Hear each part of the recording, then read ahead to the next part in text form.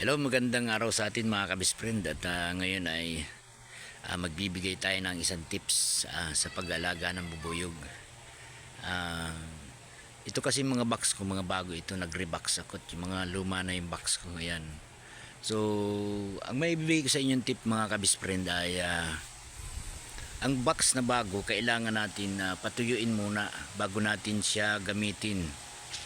Yan, kasi para makaiwas tayo sa amag o sa moisture. Ayan, itong mga bagong box ko, pinatuyo ko na muna yan. Tapos, meron ding specific ng kahoy na pwedeng gamitin natin sa stainless steel.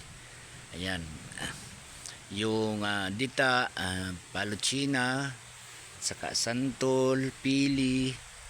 Ayan, yan lang ang mga pwede natin gamitin na gawing box ng ating mga alagang stainless steel.